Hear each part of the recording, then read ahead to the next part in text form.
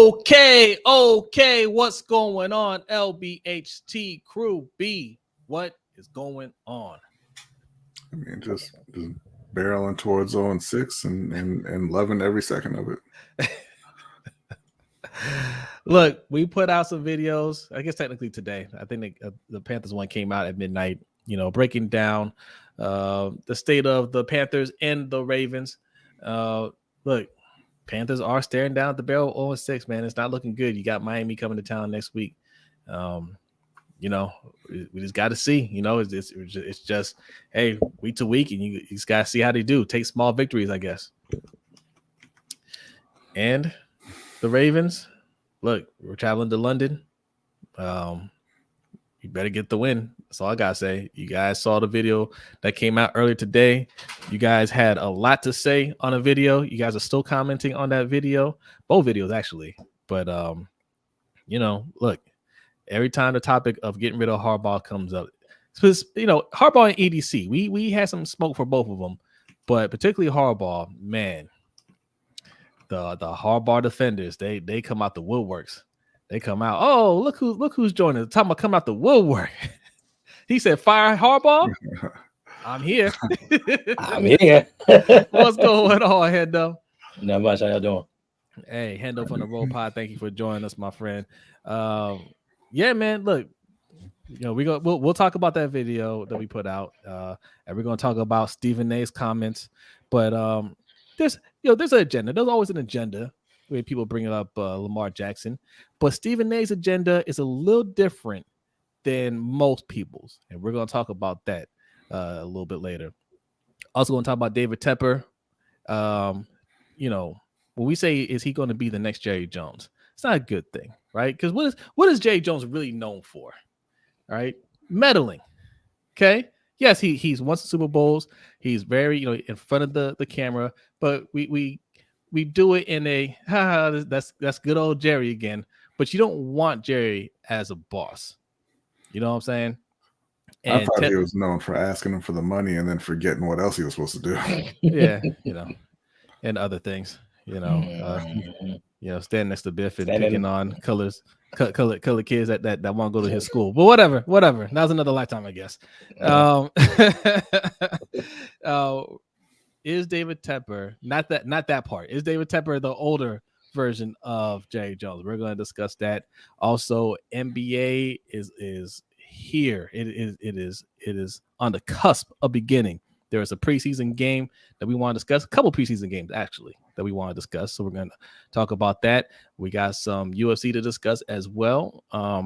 It went from meh news to kind of exciting news. All right. And another very interesting topic with a fighter that you all know, Conor McGregor. Okay, you all know Conor McGregor. Yeah. So even you, Hendo, Conor. And you're gonna want to hear this one.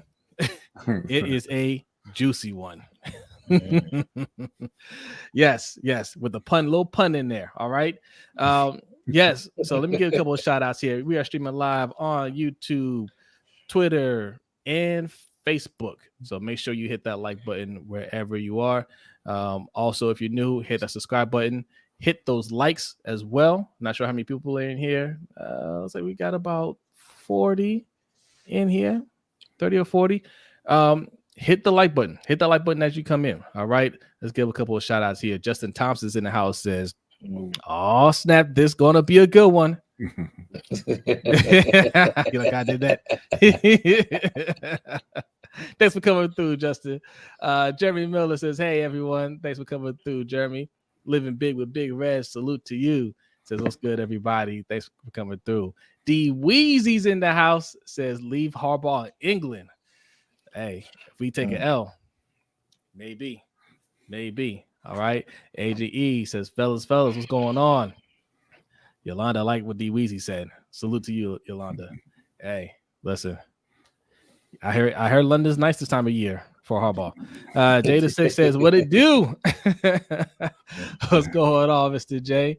Willie C. Bond's in the house. What's going on, Willie? Malik B in the house. Salute. We got MDT Sports in here. It says, "What's up, guys? Hope Ravens win on Sunday." Yeah, they better win. I don't even hope it. They better win. Okay, DDSQ, what's going on? Says what's good, y'all. Oh, Treacherous 3 together. All right.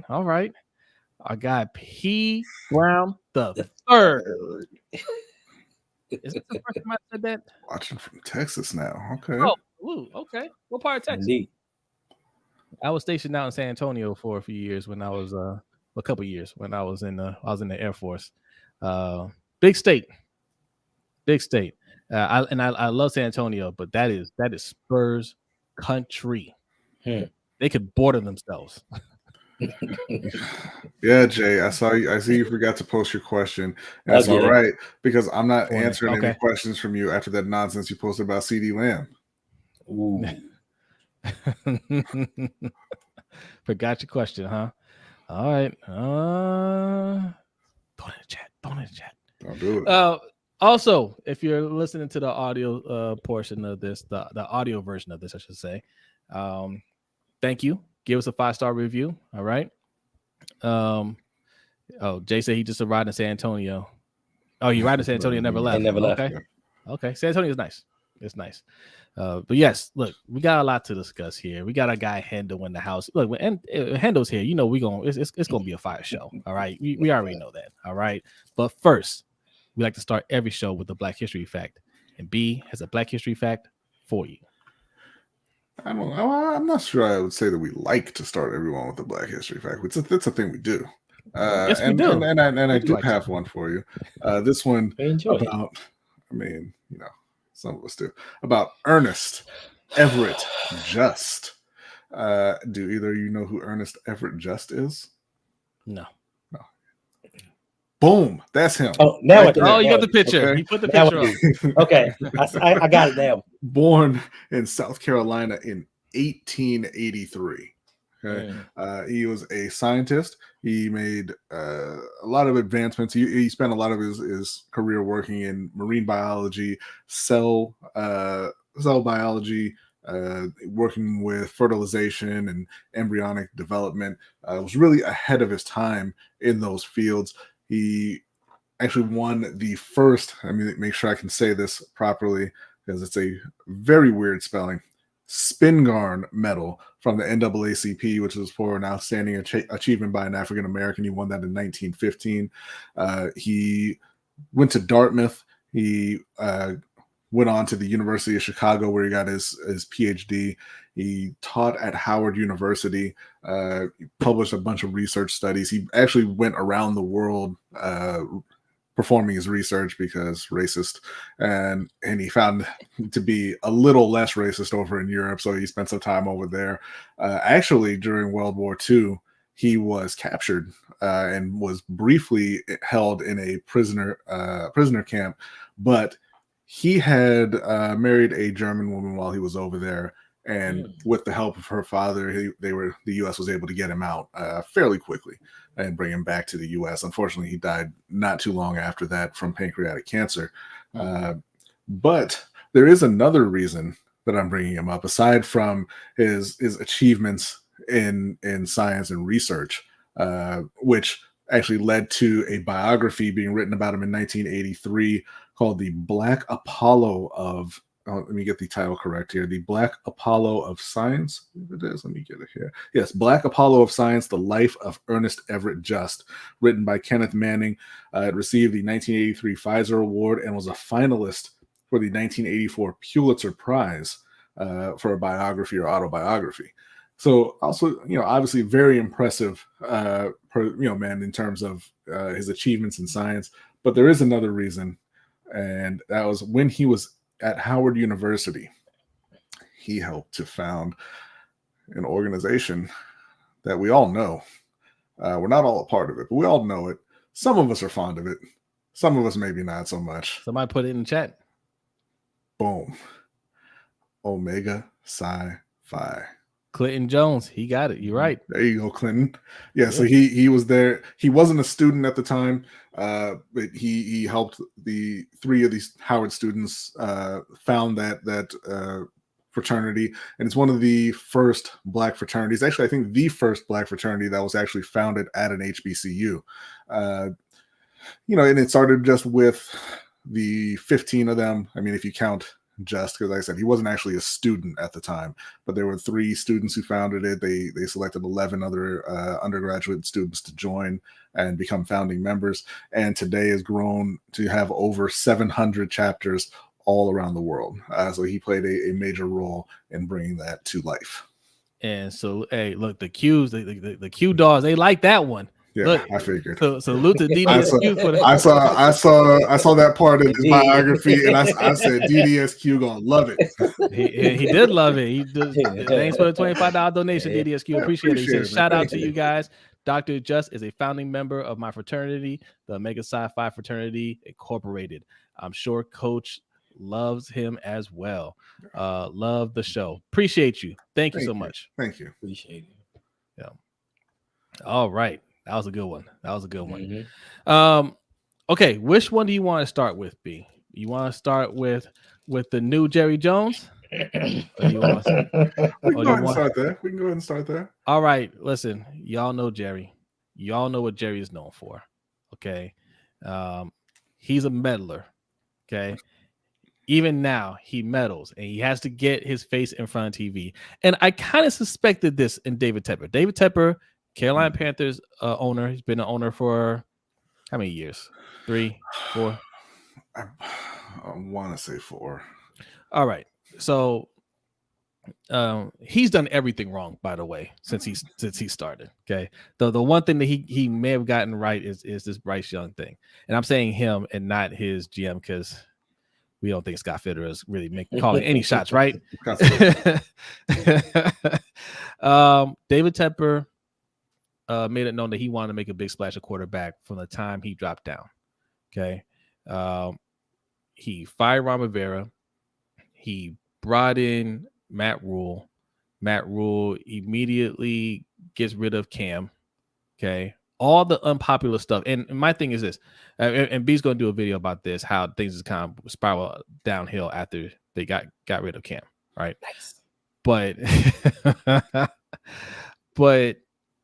you do something that bold as a new head coach, you're immediately on the clock, right? Like you have to make things happen. Like things have to happen. No, he thought he had 7 years. He thought he had 7 years. Yes. And yeah, that's what he said. His contract said 7 years. Yeah. Or something like that. 7 years, but he thought he had time he thought he had more time. Yeah. Not when you get rid of the franchise hero like that. You better start winning ASAP. And Matt Rule did none of that. Bring in Fitterer, who, as a GM, I'm not sure, how much he's doing over there, but they haven't made good moves. But the one move that they made that me and B liked was bringing in, firing Matt Rule, hiring Frank Reich. We like Frank Reich. We like the coaching staff. And we like that they drafted Bryce Young. They gave a whole lot to get him, but they got him. Now, they're starting out, poorly, right? They don't have a whole lot outside of Bryce Young. And Frank Reich is letting it be known that, hey, man, David Tepper is letting me know about it. I have meetings with him, and they're not that enjoyable. Well, he'll tell you himself. Do you want me to share this video, B? Yeah. Sure. All right. Let me find. You sound very enthused, B. I am indeed. Hey, shout out to Clinton for 1911. Okay, I appreciate that. Says appreciate y'all for shouting out the bruz. Hey, this is actually my 10-year anniversary in the frat. Hey, salute to you. Salute to you, Clinton. He says number 6 SPR 13 Pi Gamma. Okay. Salute. Hey, congratulations on 10 years, man. That's what's up. All right, I'm going to prep this thing. Let me make sure it works. I should have tested this beforehand. All right, I'm going to see if you guys can hear the audio, because we were just going to upload it, but YouTube likes striking us down when we just play a clip of something. But if we share it though, then it might work. Somehow it's all okay. Yeah. To share audio, share a tab of screen instead. All right. Let's do a screen. Well, I'm going to play it. Just let me know if you can hear it. Can you hear it? No. Oh, that didn't work. All right. So I'll just go ahead and click the thing here. All right. Look. Fair use, YouTube. Fair use. Be nice. Right. Here we go. There's different philosophies in ownership. You know what I mean? Some owners kind of stay away and don't engage a whole lot. Other owners do, and his philosophy is he's going to engage. And listen, it's only been a short experience, but it's been a really good experience. It hasn't been fun. You know, it's not fun. Those meetings aren't. I wouldn't characterize them as fun meetings, but those meetings make me better, and I trust they make us better. All right, listen. Tepper said hasn't been fun, and you know that little nothingness at the end that he said there. He has to say that, so you know, because he's talking about his boss. He could have just said, "Tepper is constantly in my ear after these losses, and I hate it," and that's pretty much what he said. Okay, it makes us better. How does that make you better, Frank? Right? Okay, a guy that doesn't know football. That's just like, hey, why'd you lose? Well, because we're bad, sir. We'll stop it. Good. We just good don't have talk. the players. Hey, look who's here. It's Tough Puppy. Tough Puppy. What's going Tough on? Puppy. What's going on? Tough? Welcome back, man. Welcome back. Good to see you. I hope everything's going well with you, man. All right. Look at that. Yeah, B, I mean, what do you think? I mean, obviously it's not fun. I mean, does it make Frank Reich better? He was very clear that he's not enjoying it. That it's not fun. It's not a fun time. That's what I really took from that, was how much he wanted to get that point across. It was like Ron Rivera locking eyes with that reporter and telling him it's the quarterback. Right? And that's what he was doing right here. It's not fun. I think that he's trying to, I don't want to say he's trying to throw him under the bus, but I think he's trying to set up a little narrative for himself, you know, if things go sideways in Carolina. Obviously, nobody really expected them to come out 0-5 and possibly 0-6, right? Even if you think you have one of the worst teams in the league, you don't really expect to lose your first 5 in a row, you know? Right. So, and I'm sure he's hearing people talking, you know, Jose has had a lot of things to say about Frank Reich and the way he's running the team, and he's been very critical. I'm 100% supportive of Coach Reich. I said something, but I think that he's trying to lay the groundwork a little bit to say, hey, you know, Tepper was kind of in my ass this whole time. I couldn't really get anything done, you know. And look, David Tepper, man. We've talked about David Tepper far too much in his short tenure as the Panthers owner, and it's because he likes to talk a lot. You know, when he came in, he was kind of trying to say all the right things, and we want to build it the right way. Okay, but then you went and you traded a bunch of future picks for quarterbacks, and hey, we want to build it the right way. But you were out there before the draft or after the draft talking about, man, maybe we don't need to spend at wide receiver now because we got a point guard at quarterback. I don't know what that means, but you know, it's not. It's kind of like, you know, he wants to put himself out there, and I think he just thought, man, if I throw some money at the staff and you know, we make the big splash at quarterback, it would all just kind of work out, and I could go out in front and be the star owner, and it hasn't really worked that way.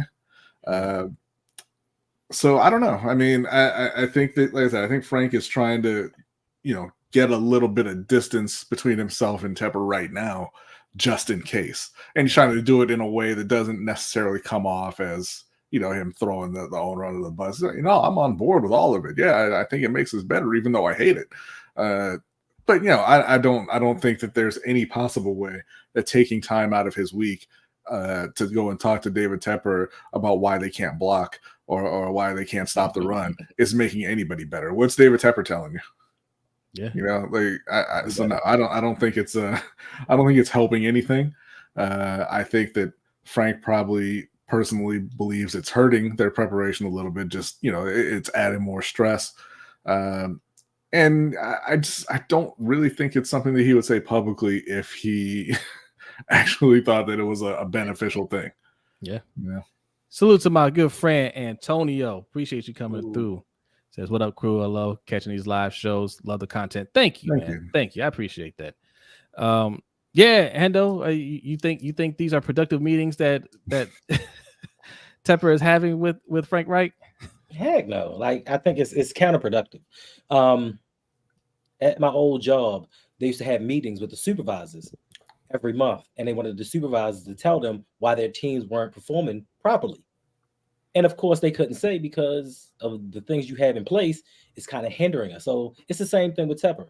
He wants them to come in and explain why the team isn't doing well. Well, give me a better team. Yeah. Give me more resources. Stop trading away my future assets to build this team up, and maybe we would do better. Coming here weekly just saying, well, we just didn't play well. What is that benefit? Who is that benefit? So I think that I'm not too sure about Tepper, but if he's trying to go into the school of Jerry Jones and trying to become a brand instead of a football team, then that's going to be a problem. You know what's crazy?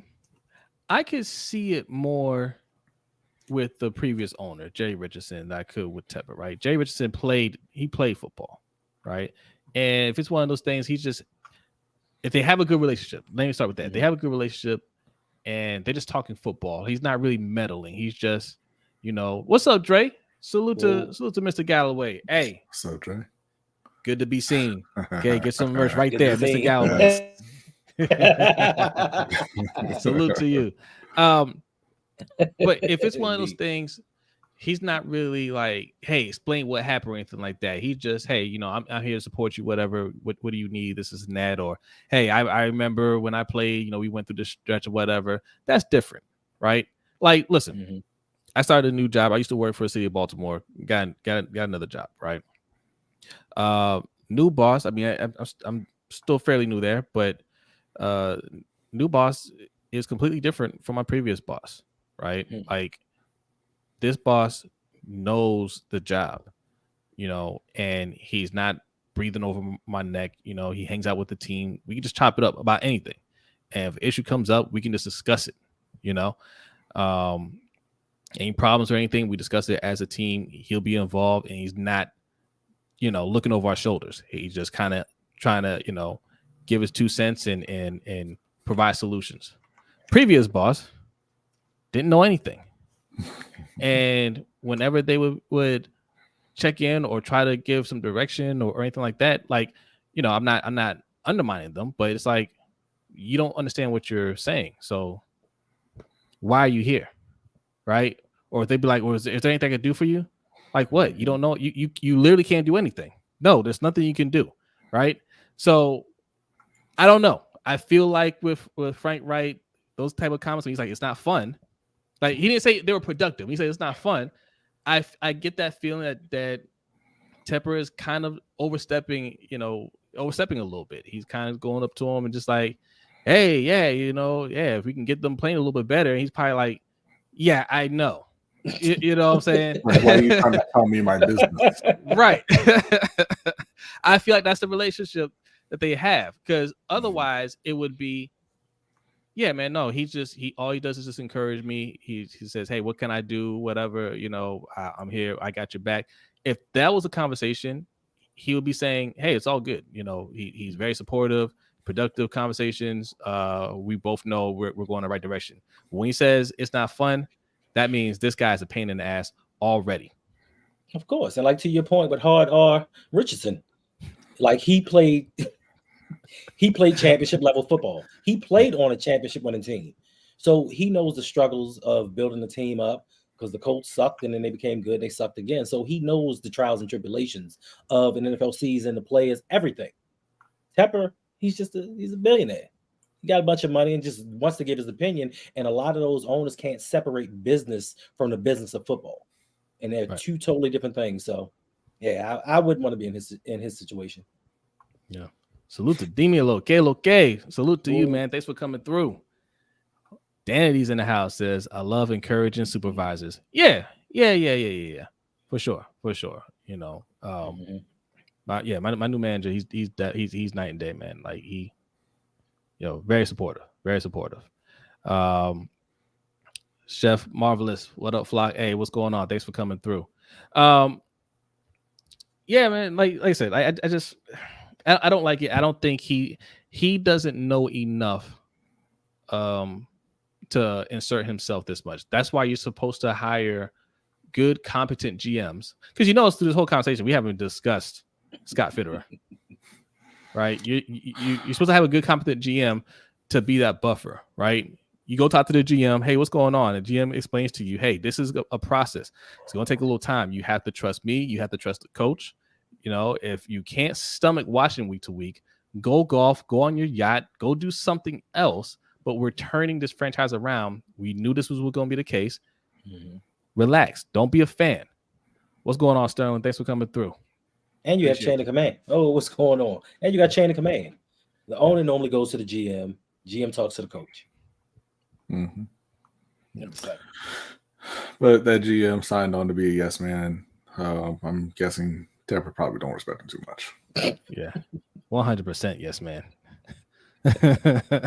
You ask him, hey, are you a yes man, Scott? Yes. I mean, I don't know. What do I say? We work together. Right. This is the team. All right. You want to add anything else to this, B?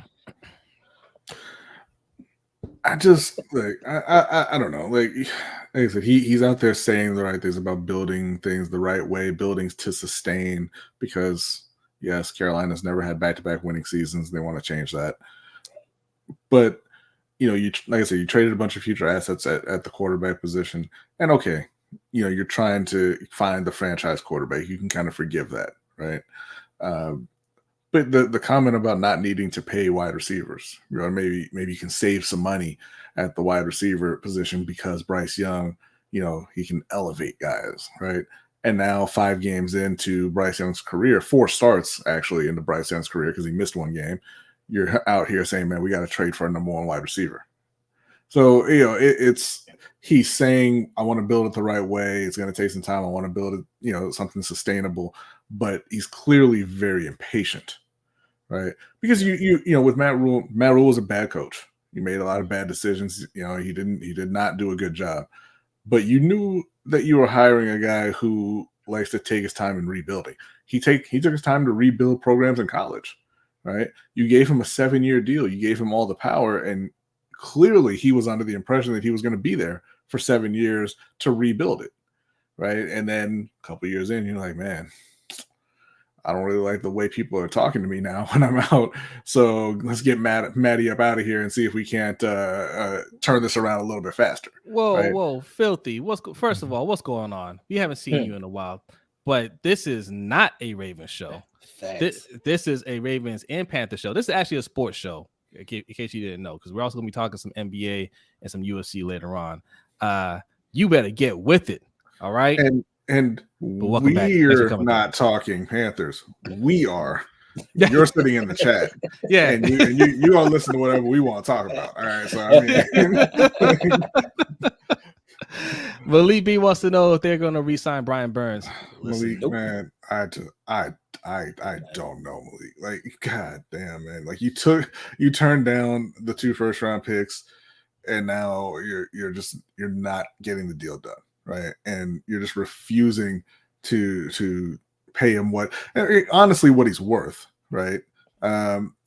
He's not he's not like the top edge rusher in the league, but he is a very good edge rusher, and he's coming into his prime.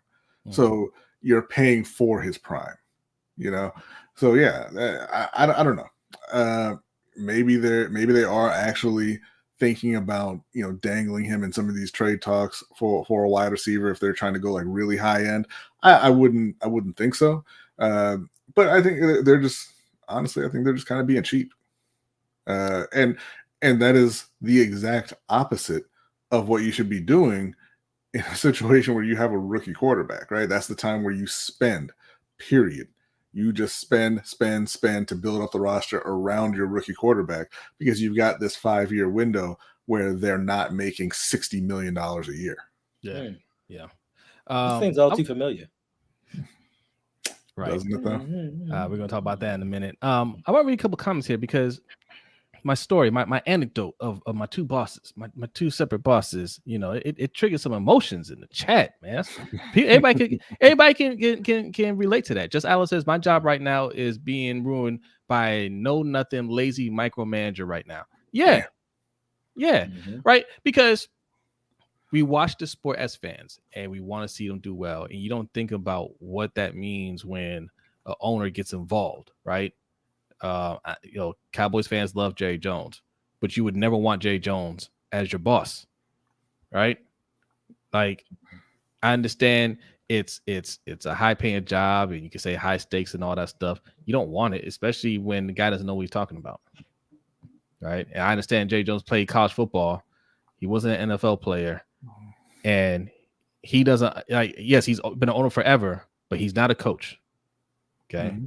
He's not a coach. He can't coach a championship caliber team. Obviously, as an owner, he's going to have input. The owner's going to have input. I would have input too. But once the season gets going, man, like I hired everybody here. Okay. I'm paying their paychecks. I got to trust them because they're a reflection of me at this point. Encourage them, get the most out of them. If they don't work out, fine. But that week to week stuff, man, that's nonsense. Another comment I want to read here. DDSQ says most rich people are anonymous and not recognized on the street. These new owners are buying these franchises. They can be famous like Mark Cuban. Yeah, Mark Cuban, man. When he first started, and shout out to Brian over on Facebook for the I appreciate that. I thought he was good for the sport, but I was still very young then. Probably the worst thing that could have happened to the Mavericks is them winning that championship under Mark Cuban. That man, I think that's still his profile picture on all his social media, him holding that trophy up. Yeah. He got what he wanted. He won a championship with his best friend, Dirk Nowitzki. And they just rode off into the sunset. Yeah. All right. That would have been the end of the movie. Right. And then you wouldn't have seen the rest of what's going on right now. He's probably trying to make the movie right now. Yeah. That reminds me of somebody else too. Won a championship and living off that fame 11 years later. Wow. Amazing. Salute to Eric L for showing us love over on Facebook, man. Thank you, Eric. So much. Appreciate you, man. Appreciate you. All right. Okay. See, Filthy, he's getting with the program. He says, since we're in the Panthers topic, looks like he's low-key a bust. He's on a bust. Stroud and AR are leagues better than Bryce. Bryce is too little. Arm talent is mid, and he's not very athletic. Not a thing you just said is accurate, man. Not one. Just because they're not playing well right now, right? Doesn't mean listen, Filthy, you're a Ravens fan.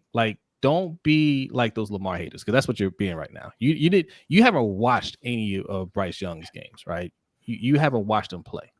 You're just saying that you're looking at highlights like everybody else is saying, he's not as good as those other guys, right? Really look at the games and see what's going on, because that's exactly what Stephen A is saying about Lamar Jackson right now. And if you look at the highlights, not a good day, right? No touchdown passes, interception, fumble, right? He brought it up on the show. He's got 8 total turnovers, most fumbles in the league, although he's playing with the numbers a little bit. He doesn't have the most lost fumbles, but he does have the most fumbles, right? But people can spin those narratives about your quarterback as well. So just be careful. Yeah. Bryce he's athletic enough. He has the athleticism to escape the pocket, get away from pressure. They're not able to really block in Carolina. I was gonna try to make that more, but no, they just can't block. But he's a very accurate passer. He's a very intelligent player.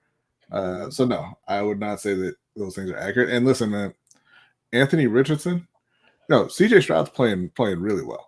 Anthony Richardson is aided by his athleticism, and that athleticism has contributed to him getting hurt 3 times already in his 5-game career. Yeah. It's unfortunate, and I think he'll be fine. and I think Anthony Richardson's going to be fine. We all knew that he needed reps, just a lot of reps. But the success there is more, hey, he's super athletic. They are more built up than Carolina is at this point. And so he's kind of rolling with that. And I think that would have been the case had he been drafted to Carolina too. They would have used his legs a lot to try and mask, the deficiencies on the roster. And yeah, Bryce Young's not a runner, so you can't do that with him.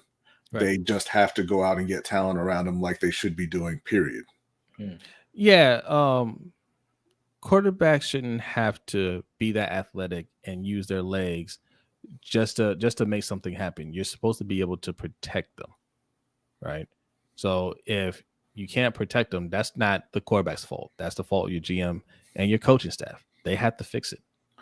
Yeah, Filthy, he's saying that he thinks the Panthers would be better with Anthony Richardson, and they probably would be right now in the short term. Just like the Ravens were better. And look, this is not a shot at Lamar, obviously, but in Lamar's first year in his rookie season, when he came in, all they did was run him. Yeah. Right? And because he's the best running he's the best runner at that position ever. So he goes in there and, you don't have the wide receivers. He doesn't have any experience throwing in the goddamn living. You don't have Carolina offensive line. Legend. That's a good one. In the NFL, right? And so they use his legs and they won a lot of games that way, right? But that catches up to you, and you can't continue to do that. Now ideally you can do that early on, win some games, and still build the roster around your quarterback and then go about your business. But that tends to not happen with those kind of quarterbacks. Yeah. All right. One more comment because my man Marco G, he said my previous boss would show up drunk and he thinks he knew more than us. My new boss is a nice lady who knows the work, so I listen. Hey, showing up drunk. That's damn. and no, Filthy, Carolina's skill players are not much better than Houston and Indy. Not at all. All right, Filthy, man. Don't make me put you in the Tepper box. You might know their names. They might be more well known. They are not better players than the guys in Indy and Houston. Can I ask a question? Yeah. No. Jay, who hurt you? Who hurt you, Jay? Every time we talk about the Panthers, you always got to come up with something about the Ravens. Who hurt you? Jay says the only people Bateman is helping is a sports rehab intern and the team psychiatrist. There you go, Jay. Oh, no, you're on Jay's side now. I'm always on Jay's side. That's my guy right there, man. Okay. All right. Bateman can help y'all. That's all I'm saying. I didn't say that he couldn't. I'm on Jay's side. That's what I said. Still, said my old boss was Jose, and we regularly left work for chicken and ice cream. That's a fact. Chicken burritos, okay? Sometimes chicken strips. I ate well with Sterling. Yeah. Thank you to Anonymous for the $15 tip. He says, greetings, everyone. Have a wonderful show. Thank you very much. Appreciate it. Thank you. Thank you so much. Thank you so Sterling much. loving that vegan food. Go Sterling. Yeah, whatever. He does love those vegan chocolate chip cookies. He does. He was stunned when I told him those were vegan. He was like, lies. He said, do not tell Hendo. All right. We are not even getting close to 2 hours tonight, so we're moving on. Okay. Next up, Stephen A. Smith. You spelled his name wrong.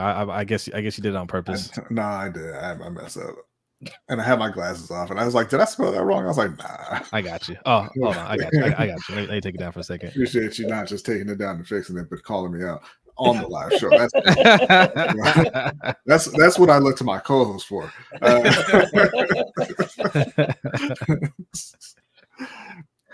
All right, Stephen A. Smith was okay. What's this nonsense he's saying? Did any of you guys watch that segment or that little clip from First Take? I don't watch Stephen A. Nobody watches him. All right, so I caught a little bit of it. Basically, he's just saying that the Ravens aren't getting their money's worth out of Lamar Jackson. I mean, you can stop right there and just say, all right, he's talking nonsense. He's drunk like Marco G's old boss. Okay, he's showing up drunk. And then he proceeds to pull up his numbers. Not great numbers right now. 4 passing touchdowns. And I probably should have clicked it because the way he presented it was the worst way, right? Only four touchdowns. He's got 14 fumbles. He has the most turnovers in the league. It's just not working. Like, yeah, when you say it like that, it sounds really bad. What he's leaving out is that he also has 4 rushing touchdowns. He has 6 lost fumbles. Okay. 2 interceptions. 6 lost fumbles? When I looked, it was I believe 3. I thought it was 2. He has 8 fumbles. 2 interceptions. No, Yeah, he has 2 8 interceptions. 8 fumbles, and 6 of them were recovered by us. So he only has, I think, he only has 2. 2 lost fumbles. When I looked on Pro Football Reference, because they track it there as well. All right, correct me if I'm wrong, but the point is, he doesn't have the most turnovers in the league. No, right, by a quarterback. I think there's like 6 or 7 quarterbacks. Jimmy Garoppolo, Sam Howell, I think Daniel Jones, Mac Jones, Kirk Cousins have 7. Yeah, I think the leader has 8. I believe. No, not think. It is Mac Jones who's I think is the leader. Yeah, possibly. Of course, it's Mac Jones. It has to be McCorkle. When's the last time you see him throw a touchdown? Right. But the whole thing: four lost fumbles, 2 interceptions, so 6 turnovers. 6 turnovers, according to Pro Football Reference. Okay, not great, but you put it in perspective, man. Like 8 total touchdowns, 6 total turnovers. He's, it's a far stretch from the 4 touchdowns and 14 turnovers that he was putting out there, or whatever nonsense number, right? And obviously he could have easily had 2 or 3 more touchdowns this past game against the Steelers, and then we're talking about him in a completely different light, right? Well, it's funny to me too because, and it's not only with Lamar, but it's with select quarterbacks that you even bring up fumbles. You typically don't bring up fumbles with quarterbacks because a lot of times you fumble in the pocket, and it's looked at as not the quarterback's fault. Like the fumble that Lamar lost this week. Right. Mm-hmm. But when you're trying to make that point, then everything is fair game. Yeah. I mean, look, can't we say that we could spin a narrative on Stephen A. Smith, right? That he doesn't live up to his contract. Oh, he definitely doesn't. He's garbage on at pretty much anything they put him on outside of that one specific show. Yeah. He's one-dimensional, right? A one-trick pony. You put him on First Take. First Take does great numbers, excellent numbers, but they're not getting their money's worth anywhere else. You can't put them on a boxing broadcast. You can't put them on a football broadcast.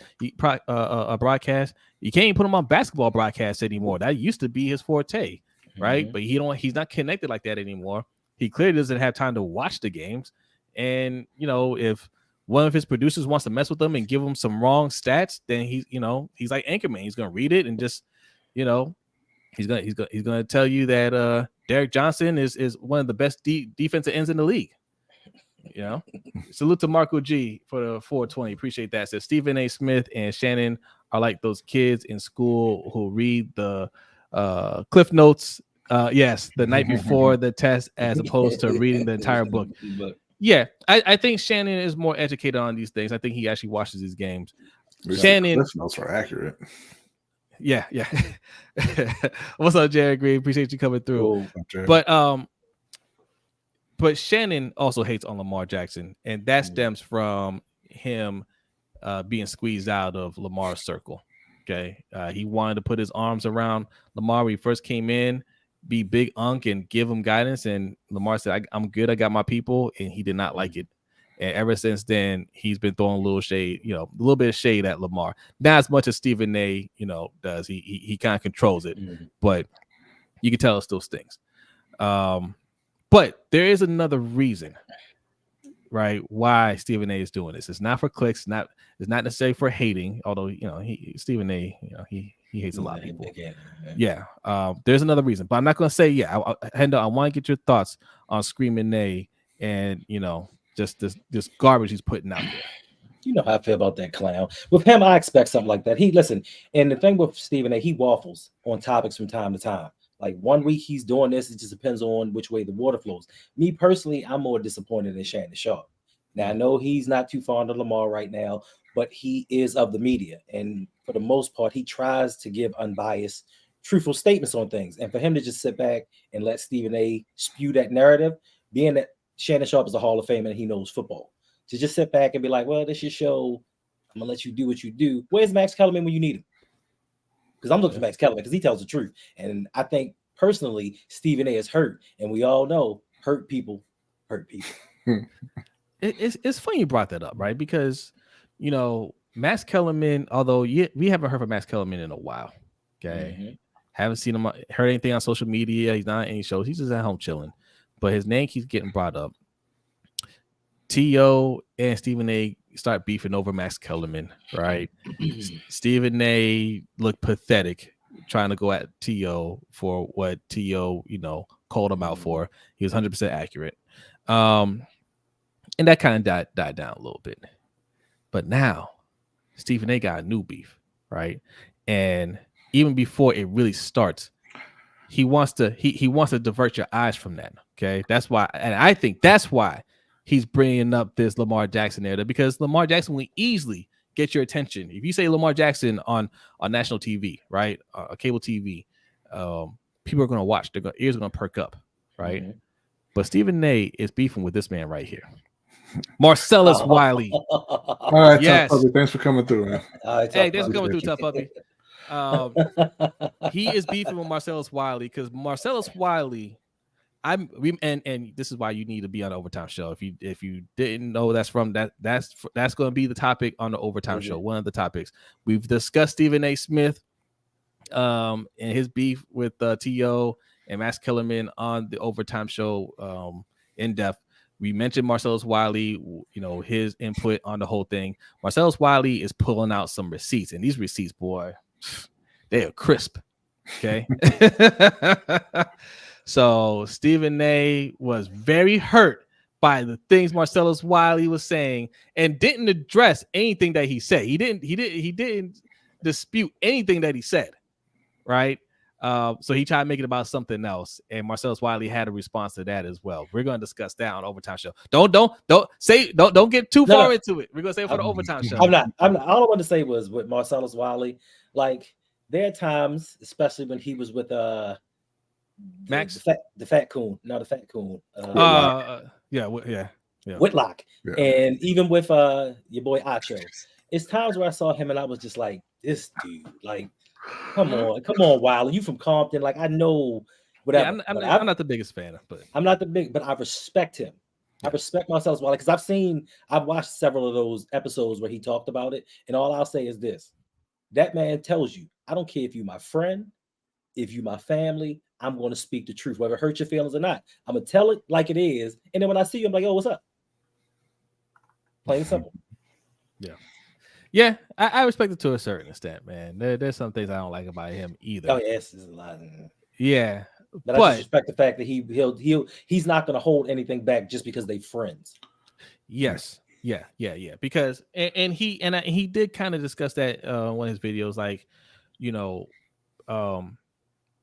he does it that way. He said he likes to focus on things specifically when it comes to media personalities, TV, radio personalities, or whatnot, and some of the drama that goes on with them because they do it to athletes. They've been doing it to athletes for years. He's a former athlete, and he thinks it's only fair, right?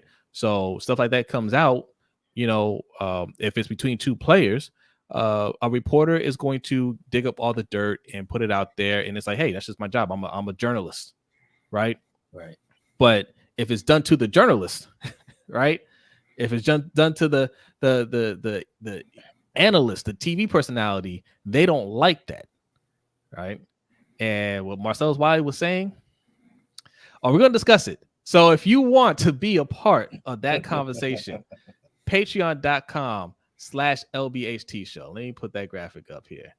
Patreon.com/LBHT Show. is where you can sign up. If you have as little as $5 in your pocket, yep, that's it right there. If you have as little as $5 in your pocket, you can join the Overtime Show. All right, that'll happen right after this show. But yes, look, don't Stephen A's of the world, like using Lamar Jackson it's easy, right? Mhm. It gets clicks. You know, we look, I put Lamar Jackson in the thumbnail. You love Lamar Jackson. I love Lamar Jackson. It's easy. But when you have some other stuff to address and you want to go to the Lamar Jackson angle, that's just weak. All right. Mhm. And there's so many reasons why I don't respect Stephen A. Smith, but this is another reason. You know, I see you guys bringing up Joe Burrow. Joe Burrow is the highest paid quarterback right now, right? Yep. He looks awful. Yeah, and Herbert is second, and Lamar is, I believe, third right now. Yep. Yeah. Herbert doesn't look awful. His team looks awful. Yeah. Herbert looks really good. But are you getting? I mean, you're paid. You're paid to win, Mhm. right? And If you're Lamar, yes, if you're Lamar, you're paid to do everything. You have to win looking good. These other guys just have to, I guess, breathe. You know, Just show up. but speaking of not holding back and speaking their mind, we're going to transition to another story here about Deebo Samuels and Micah Parsons. have you heard of this? You heard what's going on with them, Hendo? Briefly, I just know something about it. Had something to do with last season's playoff game. Deebo Samuel. It had to do with When it started. That's where it started. Oh yes, yeah. Even. Oh great, this is great. How many guys have you guys seen this clip? How many of y'all seen this clip? I think I uploaded it. You know, whatever. We're already getting in trouble. Put it out later. Yeah. No. I you know, it's clean. It's clean. Oh. But you know, YouTube just loves taking down our stuff. But look, this did start from the playoff game. Okay. The 49ers beat the Cowboys in the playoffs. They felt like they're the better team. Okay. They want to go out and show it this past weekend. What was it? Sunday night game? Yes. I think it was a Sunday night game. Yeah, Sunday night game. Yes. They're going to show that, you know, they're the better team, and they got whooped. Okay. How bad did they get whooped? We still haven't heard from Warbone. He put out a video. Huh?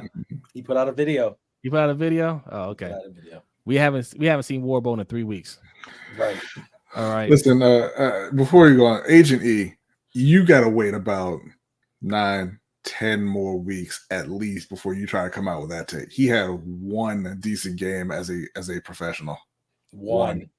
Oh, you're saying he One. wasn't? I thought you said he was Me overrated. too. I was like, no, he wasn't. Everybody knows he sucks. Right. Um, Except for E. He's not overrated. He's properly rated.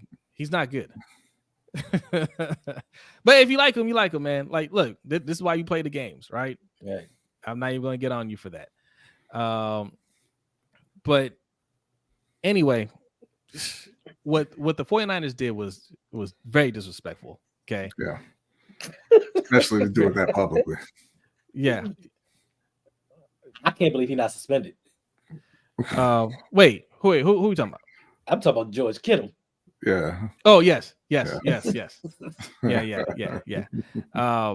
But yeah, they stomped on him. Okay. Yeah. And Micah Parsons did not take well to that. So I don't know if it's on his podcast or whatever. He has some words to say, and there's a response from Deebo Samuels. So let's hear that real quick. But I'm gonna say this: laugh now, cry later. We got something for that. Just trust. If we see them again, just trust. And we're gonna put it just like that. I ain't gonna put too much on it. You gonna make it personal? We can make it personal. I think How personal is it? It was already personal before the game started. Now 42-10. I don't think you want to see us again. It might be a little bit worse.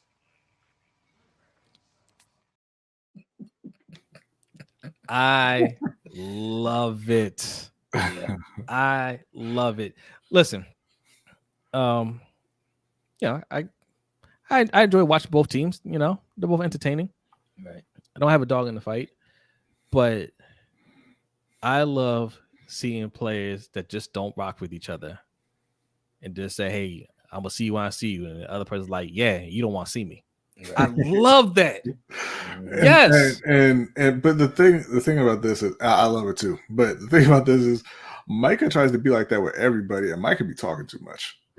Yeah. Micah's that dude. Yeah. Hey, look, I'm not saying he's not. But was he that dude against San Francisco or Arizona? No. Look. Okay, and granted, there's nothing you could do about the San Francisco loss. That's a 32-point loss. Your Dak guy scored more than 10, right? Dak and them boys gotta do something. He probably could have turned the tide of that Arizona game by himself. Yeah. I don't know. Listen, I'm not trying to say. Oh, he froze up. And you eliminate him from the game. Wait, say that again. You froze up for a second. Oh, I'm sorry. I said, listen, I'm not trying to say he's not that dude, but they kind of figured him out a little bit. If you run right at him, you neutralize him. And that's what they've been doing for like the last 3 weeks. And I think that's why he's more upset than anything, because he's not getting the stats after he came out saying, listen, I'm better than LT. Things haven't been going right for him. Listen, and if you throw Trent Williams at him, I mean, let's be real. Who's going to dominate Trent Williams? Who's the edge rusher?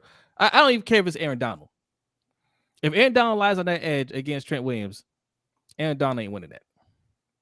Sorry. Yeah. Right? Like that's a monster. And if Trent Williams, and like you said, if he's running at you, you've seen the tapes when he runs at you. Nah, man. You ain't gotta be embarrassed by that. He does that to everybody. You know? Yeah, I love it though. So here's to hoping that those two see each other in the playoffs. Oh, I would love it. We're not going to get that, Jose. Why not? Dallas is not going to get that. Dallas is not going to get that. Dak is not that dude. They're going to get to the playoffs. It's 7 teams that make to the They're playoffs. They're going to get to the playoffs. They ain't going to meet up with San Francisco. San Francisco's not playing on the first week. Dallas will. Yeah, that's true. Nah, I think Philly has something to say about that. There's only one bye, and it's going to San Francisco. I think Philly got something to say about that. Philly need to look mildly impressive against a bad team before I'll say that they're going to get the bye over San Francisco. Week 13. San Francisco didn't look great against Arizona. San Francisco is 5-0, and they dominated Philly. And they dominated one of the best teams in the league, allegedly, in Dallas, right? So, but Philly hasn't looked good really in any of their games. They have struggled. Yeah, but week 13 they play each other, so we're gonna get that all out the way. There you go. And San Francisco plays us, so that's another loss. I'm picking the Ravens right now to win that game. Okay, that's gonna be the game. And wait until the Ravens beat San Francisco. And Ravens fans, like B's been saying, right? These next few weeks, Ravens fans are going to forget all the problems, everything that we discussed about Harbaugh, EDC, the problems with this team. That's going to go out the window because, hey, we won 5 in a row. We won 6 in a row, right? 7 in a row. We beat San Francisco. They're going to be like, hey, Harbaugh's the man. EDC, you did it. Hey, we don't need D-Hop. We don't need, we don't need anybody. We love our players. Oh my God. I just looked at Philly's schedule, man. They have an absolutely brutal stretch. That's right, they do. They got Dallas, and that one's at home. They got Dallas. But Dallas, and then they got their bye week. And then they're at Kansas City, home for Buffalo, home for San Francisco, at Dallas. And that's tough. Listen, and they technically, if Washington would have had a better head coach, Washington would have beat them again. 2-time coach of the year. Yeah, he was. Now, it does look brutal. Dallas, I think, will be tough for them just because, division rivalries. And look, Dallas is a good team. They're just not as good as San Francisco. I still think they're going to win. Yeah. Buffalo, man, they're up and down. Yeah. But the way Philly's playing, they're not any better than Buffalo. Yeah. Well, we'll find out these next few weeks. We're definitely going to find out. We'll see what they're made of. It is a tough stretch. And then Seattle the week after at Seattle. Ooh. Seattle's flying under the radar a little bit. They are. Yeah. I'm so happy for Gino. Oh, because of Kenneth Walker. Yeah. Just a hater ass hater, man. Like what? All right. Anyway, What's next? What's next? What we got next? All right, listen, 90 people in here. Go ahead and hit that like button. If you're new, hit the subscribe button. If you're enjoying the content, man, look, there's all kinds of ways that you can support the show. We haven't even mentioned the points feature in here. Speaking of which, we didn't do the giveaway last week. I was like, man, you're just stepping all over me right now. All right, bro. I was gonna say we got one submitted question up next, and then we're gonna do the spin for the giveaway. All right. So if you're new here, okay, because we had a few new subscribers, and I didn't even get to shout them out. I can't shout out all of you guys because not all of your profiles are public. But Rich James, I want to salute you, give you a shout out. Okay. Big John Talks, thank you for subscribing. Appreciate you. I think his name will come up, will pop up. There it is. Big John Talks. Salute. Appreciate you. And Knights Covenant. Okay. Thanks for coming through. Yeah. Salute. I appreciate you. Thank you. All right. And you guys get points for subscribing as well. Okay. We do a point system. Every month we give away 2 prizes. First prize goes to the person with the most points. The second prize goes to this giveaway that we're about to do. Okay. It's going to be a random drawing. To qualify, you need 1,000 points. Okay. 1,000 points, and you'll get a $25 Amazon gift card if you win. Okay. How do you get points? Doing what you guys are doing right now in the chat. All right. Participating, listening, watching the show, donating, get you points, subscribing, signing up to our Patreon will get you points. All right. Signing up to our newsletter. That's the fastest way to get 1,000 points, because that's 1,000 points by signing up. You go to our website, LBHTShow.com. That's LBHTShow.com. And when that green box pops up, or a little box pops up, asks you to sign up, you put your email in there. You just let us know, hey, I signed up, and we'll send you we'll make sure you get your 1,000 points. All right. And just like when you see Jay the 6, D Weezy, Malik B, they're all typing in the chat, exclamation point, points. And our stream bots will tell you exactly how many points you have. Right. Jay has qualified for this next drawing. Okay. He's got over 1,000 points. All right. So yeah, keep supporting the show. All right. So we got one submitted question. We could do real quick. Wait, Filthy says, how do you watch the Overtime Show? Patreon.com/LBHT Show. Okay. You have to sign up for the Patreon. It's for patrons only. All right. It's as little as $5. Hey, okay.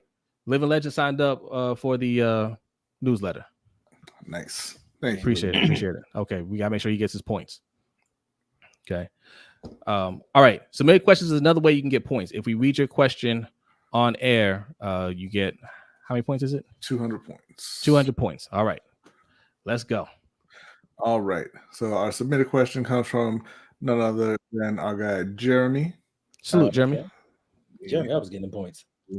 Yeah, Jeremy get the points. That's why Jeremy always in the giveaway. Jeremy won the last drawing, didn't he? Did he? Yeah. He just beat out Davon. Yeah.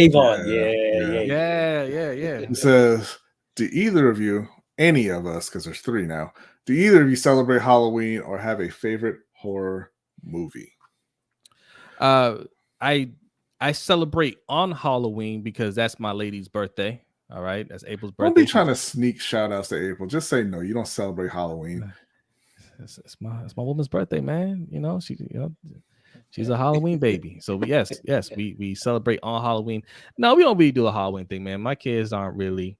We did trick or treating for them once or twice when they were younger, but they're not big on it.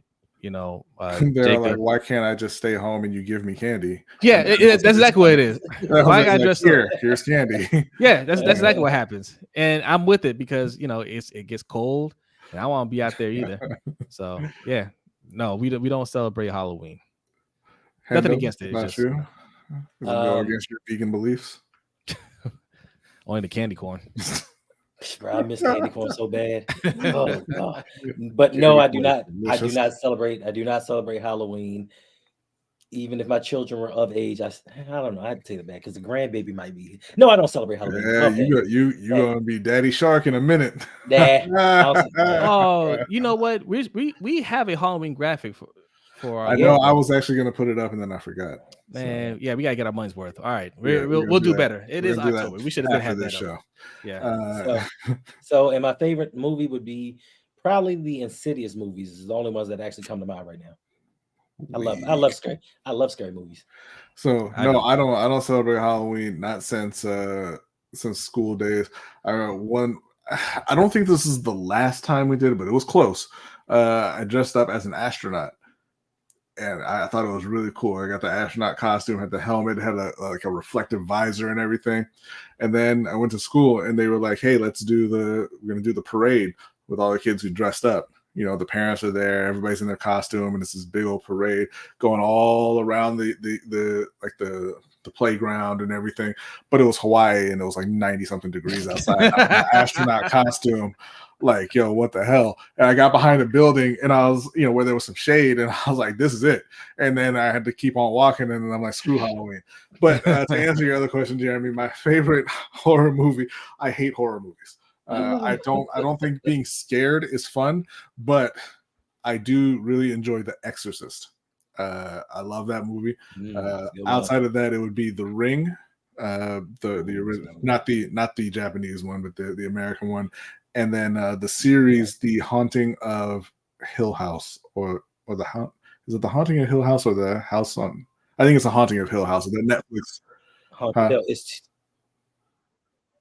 It's two. That's one. Yeah, no, I know, and there's similar titles, and I don't mean the bad one. I mean the series on Netflix that's based off of the Shirley Jackson short. That was excellent. I'll never watch it again, but it was an amazing series. So thank you, Jeremy, for submitting the question. We're gonna go ahead and move on to the giveaway. Yes. All right. Is that the one question? Yeah. All right. Yes, D Weezy, I do celebrate candy year round.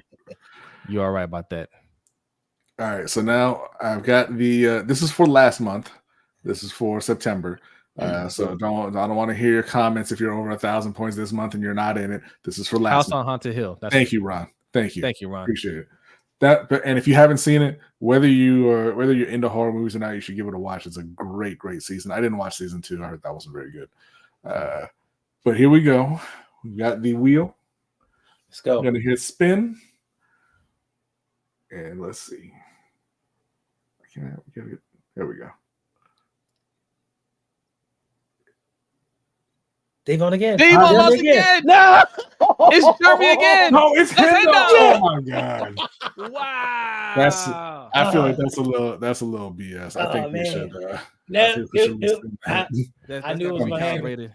I knew it was going to happen. Wow. If I'm being honest, I feel like we should. Everybody out there in the chat. I want to thank my grandbaby.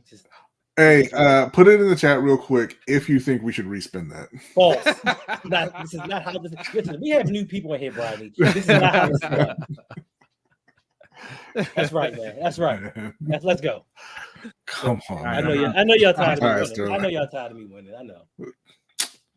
They're happy for you, man. They're happy. I'm sorry. Kind of put me in a bad mood. The rest of the show. If I'm being honest. There he says Hendo wins while he's on. Coincidence? I think not. You see, Jeremy? And that's exactly what I'm trying to avoid right now. Nah, man. They watch this spin live. What are you talking about? You can doctor anything. Okay. First of all, everybody knows you hate me, so they know that's not true. Stella said, "Did you love respinning?" I don't like who won on the respin either, so we're gonna stick with Hendo. We're gonna stick with the Congratulations, Hendo. Appreciate it was almost back to back for Jeremy. That was almost. I thought he won. Wow. It was almost for Davon again, man. The pyramid scheme. Come on, Jack. It ain't no pyramid scheme if the people at the top ain't getting rich. Thanks. That's right, clock. All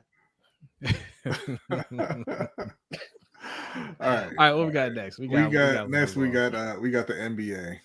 NBA. And for some reason, Jose wants to talk about his Nets getting beat down by the LA Beat down. Lakers. We lost by 2 points. It's a preseason game. Calm down. Beat down. It was 2 points without LeBron. No, LeBron played. Oh, did he? I didn't watch it because I saw Ben Simmons scored on. Since it's NBA preseason, I didn't watch it. I didn't when the Warriors beat the Lakers. I didn't watch it either. Yeah, LeBron didn't play in that one. I know that. Yeah, okay. I don't have the box score in front of me, but I know Ben Simmons. They said he looked pretty solid. He had 10 points, a couple of dimes, a couple of rebounds. Yeah, I saw some highlights when it don't count. Hey, listen, not last year. Last 2 years, he's like, how about I do nothing? Well, I was referring mostly to him hitting threes in practice for years. Oh, yeah. No, I ain't seen him take any threes, but he was attacking the basket. I mean, he dunked the ball one time. I was like, okay, that's what I like to see. I'd like to see this from who was that from? Ja'Cory 1980. Ja'Cory. Oh, did you put that up there, B? No. Huh. That's weird because it's not showing. All right. It's showing through the stream elements. Yeah, it's not showing on my end. I'll fix that. Don't worry, Ja'Cory. I'll read that comment in a minute. I'll come back to you. But he's subscribed. Oh, he's subscribed. Okay. Subscribed. Yeah. Okay. Thank you. Yeah, I usually get that notification over here too. Appreciate you. But yeah, Ben Simmons looked good. You know, the limited time he played. My man Cam Thomas looked really good. And there was, I didn't put this up either. I should have, but there's a series where Cam Thomas and your boy White Kobe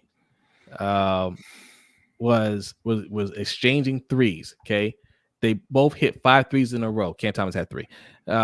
Yeah, they're just going down the court, just dropping threes, and I'm like, this is what I want to see when the live rounds kick in. You know what I love about this time of year? I just love the hope that you see in Jose's face. Right. Just the my team may do well this year. Just that hope. And then in regular season. I thought that timeout. I thought that ESPN had a heart attack here or something, but apparently no. Real Madrid beat the Mavericks. That's not great. Huh? What? They play. Some of the teams are playing internationally. Real NBA teams are winning those games by 20, 30, 40 points. The Mavericks lost to Real Madrid.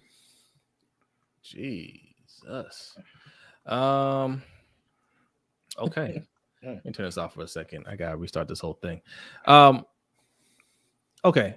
So how do you feel? How do you feel about the Lakers coming up this season? Well, first of all, I want to address what Hendo said. I'm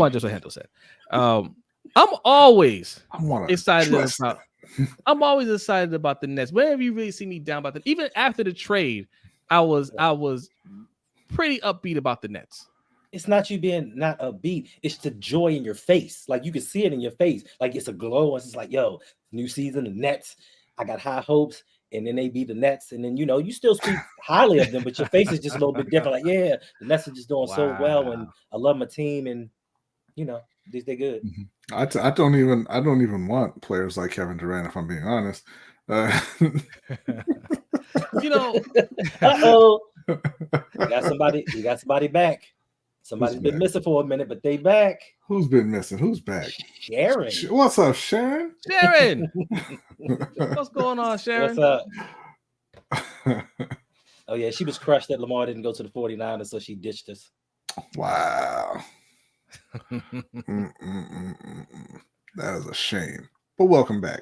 Yes, welcome back. Indeed. Welcome back. Yeah, no, look, I mean, the Lakers, the Lakers, they got a pretty tough squad this year, man. They filled out the bench. I think they have a few guys who can actually shoot now. LeBron is back, obviously. Anthony Davis is back. And listen, not going to be any Anthony Davis slander for me. He played very, very well in the playoffs last year. Now, and I'm not saying that he had great games every single night, but he didn't do the Anthony Davis thing that he normally does. And he played all the games. Yeah. And he did play very well defensively, even when his shot wasn't going. Right. So no Anthony Davis slander at all from me. If the opportunity were to arise to trade him for a Luka Doncic or something like that, I wouldn't be opposed. But I'm not going to slander Anthony Davis.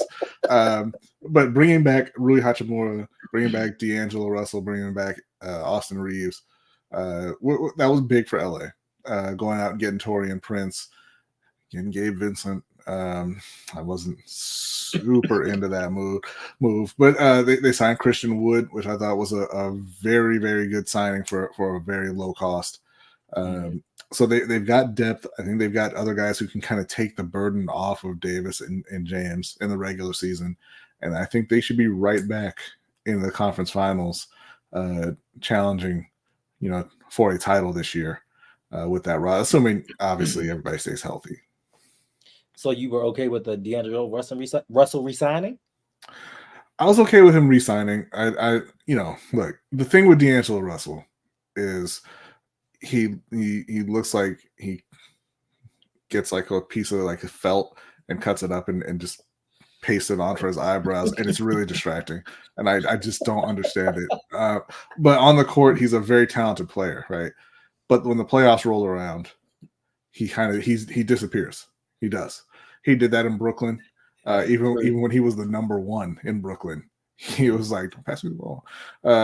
And he did it last year. But I'm hoping that having the full season, the full off season and the full season in LA, and him settling into like a number 4 role, because that's what he'll be. LeBron, Davis, Reeves, then D'Angelo. I'm hoping that he'll be able to rise to the occasion in that way. And listen, if all he can give you in the playoffs is being a solid role player, that'll be fine as long as he can do that consistently. No, because I know he played very well in the playoffs, except for his shot wasn't falling. Yeah, no, he had a really good time. He really enjoyed his stint in LA. I don't. How you feel about Chris Paul and Golden State? I don't even want to talk about it, man. You don't want to talk about that? I don't even like you don't like basketball? You're not a Warriors fan no more? Okay. No, I'm a Boys fan. I'll talk about Chris Paul in Golden State. You've got the people aren't here for that. It says Lakers versus Nets. It says nothing about Golden State, sir. Who is one of the most? I heard shot not falling. You must have been talking about my man D'Lo. Yeah. But you got Klay Thompson, who's one of the best clutch shooters of all time. If he can figure out a way to time travel, you'd be good right there. But he's always hurt now. He's a shell of his former self. And speaking of Draymond, who's also a shell of his former self, except he was never really able to shoot. Also, speaking of Chris Paul, who is a shell of his former self, and is a dick punching little person who no one actually likes, and who also chokes when it comes to playoff time. But it's all okay. It's all okay because you got Steph Curry, who, and I'm going to keep repeating this until it really sticks with people, has never in his career made a game-winning shot. The least clutch superstar in the history of basketball. But he's won a lot of games. He sure has, because they've had a lot of talent.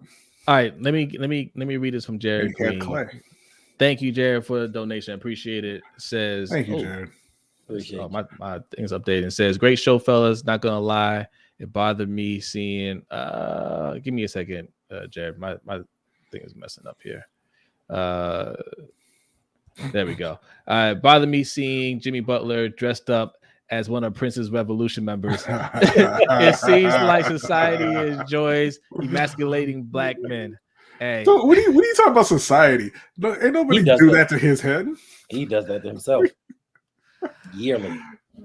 Come on, man! Like I feel you, Jared. I don't like it. Ain't nobody do anything to Jimmy Butler. Hey, Brodny. What punching? Hey, Brodny. You know what? I don't listen. Yeah, I don't know if anyone has ever told you this, Brodny, but words hurt. They have meaning. I've heard it. They're very powerful. Right, and you just always got to come at me like. I didn't say anything to you.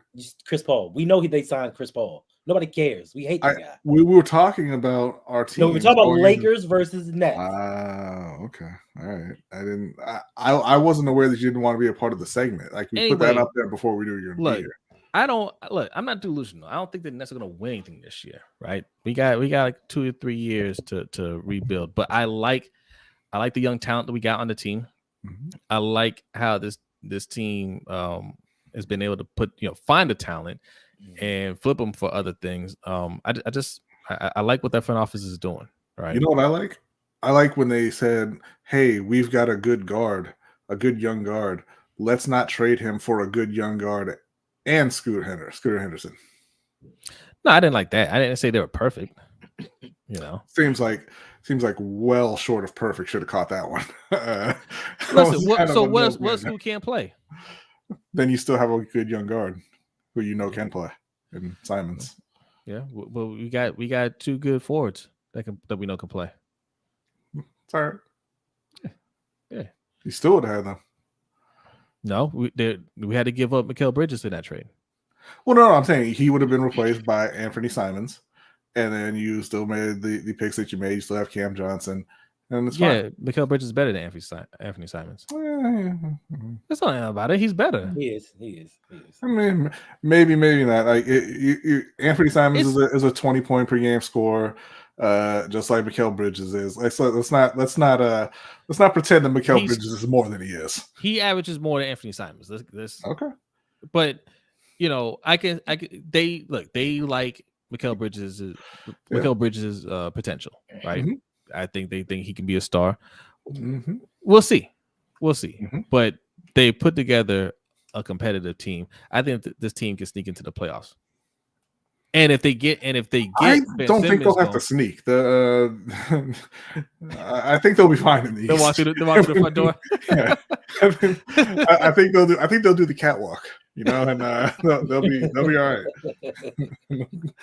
all right. All right. Let's get out the NBA talk, man. Look, people are like, all right, I'm heading out. I know Filthy said I'm out of here with this non-Ravens talk. Listen, there's still about 60 people in here though. Y'all liking this? Hit that like button. If you're new, hit the subscribe button. And listen, get used to it. We'll be talking a lot more NBA coming up here soon. So get used to it. It's just a preseason right now, but we're gonna kick that up. You're gonna see some NBA videos coming from us as well. Nets practice. What are you saying, Clot? Yes, we practice. Okay. The Nets are gonna put out a very competitive team.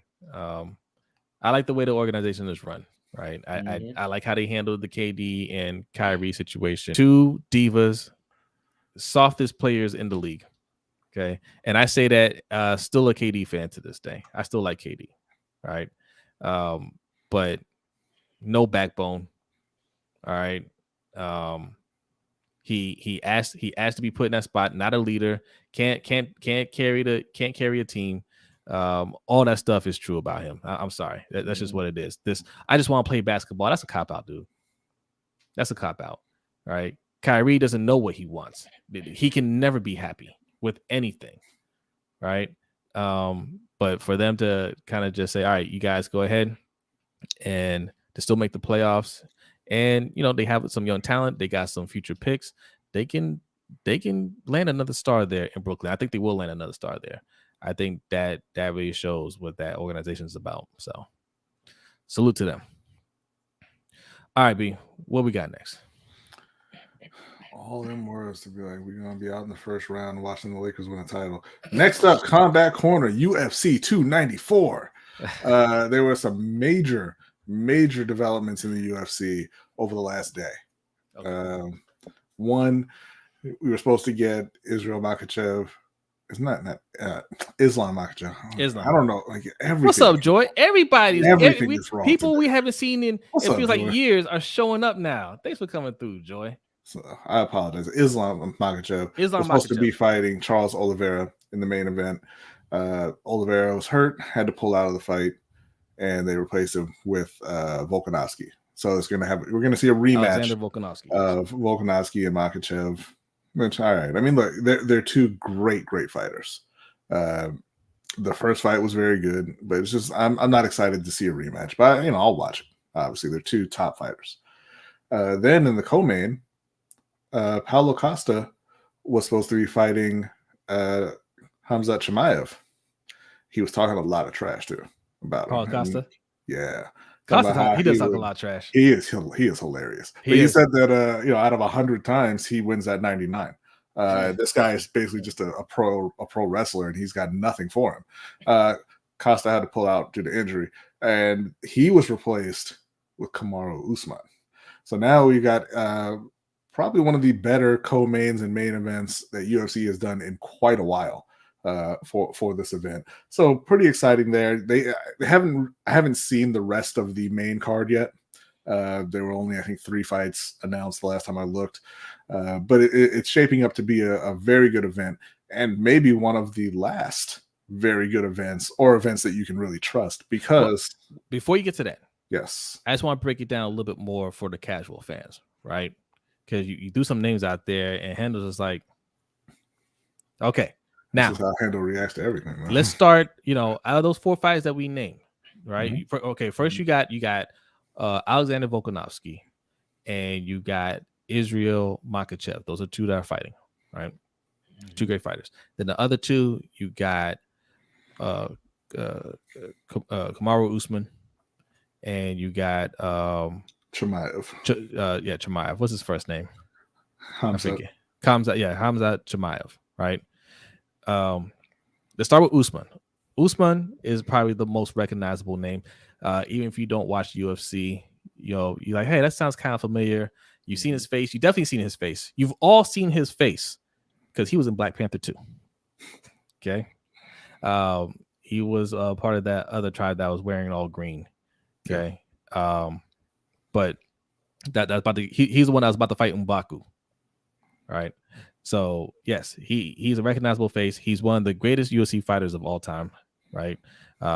Recently had 2 losses to Leon Edwards. One was a spectacular knockout at the last seconds of the fight that he was dominating. Okay. So he's trying to get back on track.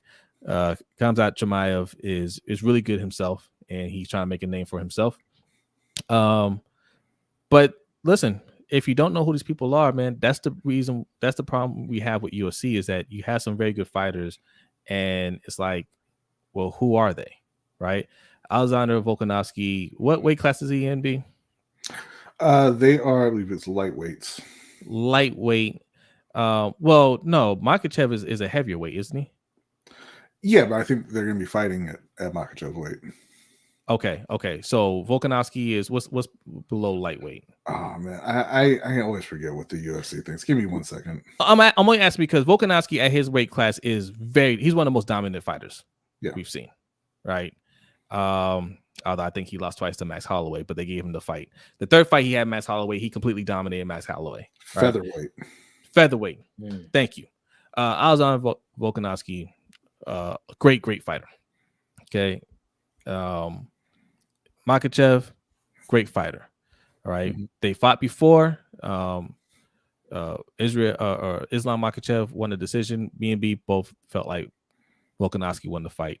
But that's one of those things. They're in different weight classes. You don't really need to see them fight again, but they're gonna fight again. All right, cool. But Usman, who's trying to get back on track, that's a big fight for him to see if he still got it. See if he can get his belt back, either from Leon Edwards or whoever Edwards is fighting next. How do you even announce the fight for him? Possibly Covington, but I don't think they've finalized anything for him. Yeah. So good reason to be excited. But what B is saying right now, this might be the last UFC event that you can trust, because on December 31st, 2023, well, I guess technically on January 1st, 2024, USADA will no longer be a part of the UFC anti-doping program. Now, what's USADA? USADA is, I forget what the exact acronym is, but they're a drug testing organization, an independent organization that tests athletes. A very reputable. Yes. Highly reputable organization. And they're out at UFC. They said, despite productive contract renewal talks back in May, they said the UFC kind of did an about face and said, we're not renewing with you. And we're going in a different direction starting January 1st, 2024.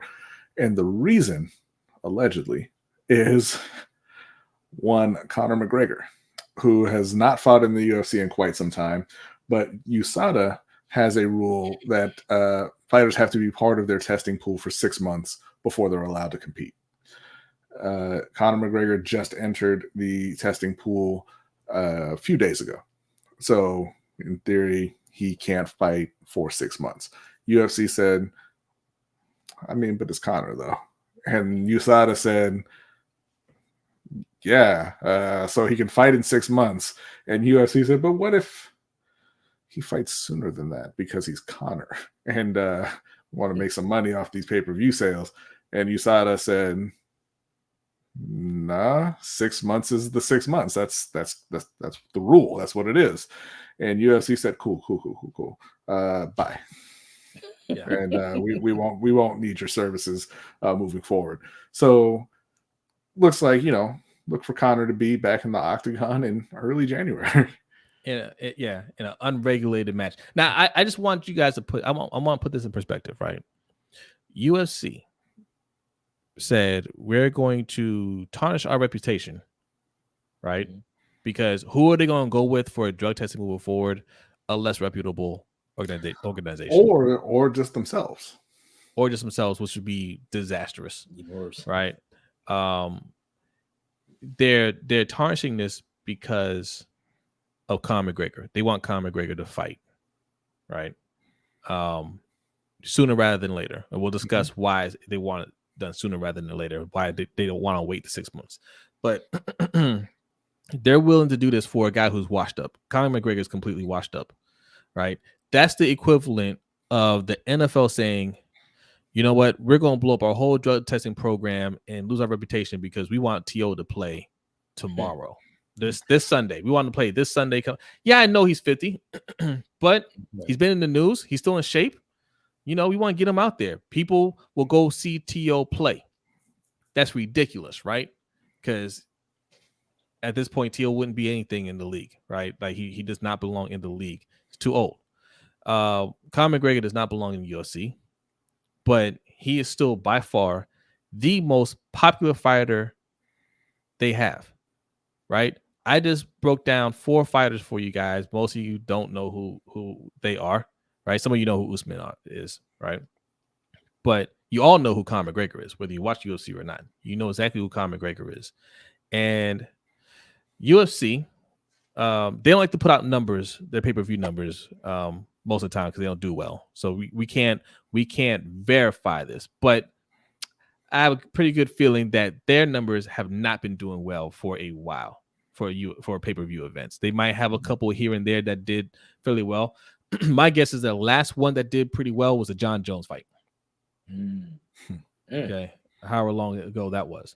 And I think they're at a point where ESPN needs to see a return on their investment. ESPN put a lot of money into UFC for their content, and I just don't think it does that well. You got PFL, who's also on ESPN, who's got a influx of money from the Saudis that's competing with them.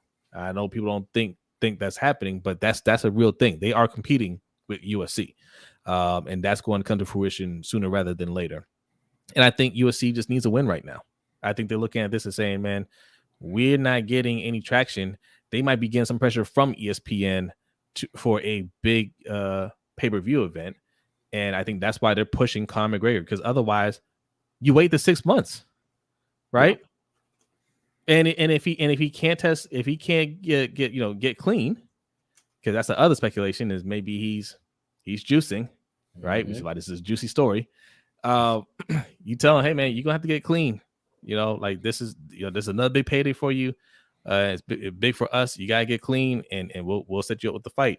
But for whatever reason, they don't want to wait. It has to be now, and they said, "Screw USADA." That speaks volumes, and I think that's going to be huge ripple effects for USC in the near future. Yeah. Clot is in the chat asking Ortiz versus Wilder, who y'all like, and which Ortiz are you talking about? Because as far as I know, Wilder doesn't have a fight set up. They're talking about him fighting maybe Andy Ruiz. Is that who you're referring to? I think he means Ruiz. Yeah, because the only Ortiz I know is the Luis that he already beat twice. So I would assume that you're asking about Ruiz. That's not a done deal, but I would take Wilder in that fight just because I don't think that Ruiz is particularly skilled, and obviously one or two right hands from Wilder will end the night. I agree. I would take Wilder. Yeah, he made Ruiz. He should be getting in the ring with Anthony Joshua though. I agree. Now, who wins that one? Oh, Probably also Wilder, just because Joshua, man, like I don't want to say he's snake bitten, but he's just not all the way there. He's a much more skilled fighter than Wilder, but I don't know that he'll be able to avoid getting hit for 12 rounds, and he doesn't have the best chin. So he doesn't. That's the thing. I would take probably Wilder in that fight as well. That's the thing. Sharon wants to know: did you hear that Dylan Brooks has been suspended from preseason games? What did he do? He Chris Paul'd him. Oh, he came around that pick and just swung that arm up. He was like, "Nah, get out." Yeah. Okay. All right. Yeah. Yes. So yeah, that's not done yet. They're saying he's maybe leaning that way, but it might still be Joshua. But either way, it's going to happen in 2024. It looks like. All right. So we'll see. All right, but yes, those are my thoughts on UFC. Look, I love the sport. I love watching UFC events, but the way they've been managed by Dana White has been very poor. I think it's catching up to them. Yeah. And this is very bad. If you're a diehard UFC fan, you should not be happy about this at all. And we saw the first defection from UFC to PFL, sort of. I mean, Derek Brunson just signed with PFL. I think he's at the end of his career, regardless. But good for him if he can go over there and make a little money. So, question. I had a question. So, how many fights roundabout do you think that Conor McGregor has left in him? Like competitive fights? Yes. None. I'm not 100% on board with Hosea that he's completely washed. Okay. But it's close. The last time we saw him fight was the Poirier fight. And he won the first round of that fight before he broke his leg. I saw that one. So it all depends on how dedicated he actually is, like how bad he actually wants it. But he's close. How long ago was that? It's been a while. He's done a lot of whiskey and coke since then. I mean, just all of the assumptions and alleged activities. You don't know. He sold the whiskey company. He shows up to every boxing event high out his mind. He shows up to every boxing event loving life, sir. And just being excited to be there and feeling the electricity of the crowd is what he does. Yeah, because the only reason I asked that was because you're putting your reputation on the line for a guy that might do 1 or 2 fights. He says he wants 3. He named the 3 people he wants to fight, and that was not an exciting list. It was very bad. I bet one of them wasn't that vegan, because that vegan on 2 weeks' notice whipped his butt. Oh, I don't know what vegan you're talking about. But you know what vegan I'm talking about. I do not know what vegan you're talking about. He's a foul mouth dude. A foul mouth vegan. Yeah, he was foul mouth vegan. Wow. I'm gonna find it and tell you who he was. Okay. You know. Diaz talking about Nate Diaz. Yeah. I didn't know Nate was vegan. Yeah. That's why I beat him. Wow, that's who y'all got in your ranks. Okay, that man can barely put a sentence together. You know that, right? All right, let's get this going, man. We want to hit 2 hours here. I'm sorry, yeah, we are. he is a living embodiment of Homer Simpson. Like, you just beat on him until you can't lift your arms anymore. Like, he almost beat Leon Edwards like that. He did. We about to do some week 6 predictions. Oh, let's go. And wait a minute. I clicked on the wrong thing. There we go. It's going to be actual rapid fire this time. Let's go. Because I want listen. We got to have some time for the trivia question. If you guys, what's going on, Suge? Listen, we're on in London now, okay? And you better be focused on your next game because you come out there and catch an L. Nah, Steelers fans are going to live off of that one for quite a while. Okay. All right. All right.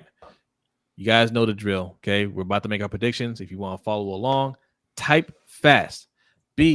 Let's go. All right. First up, Denver at Kansas City on Thursday night. Definitely taking the Chiefs. They're playing at home. They're a much better team. Denver's an embarrassment. Denver is an embarrassment. You took the words right out of my mouth. Kansas City. Next up, Baltimore at I'm sorry. Tennessee. I don't get to pick. You said yeah. I'm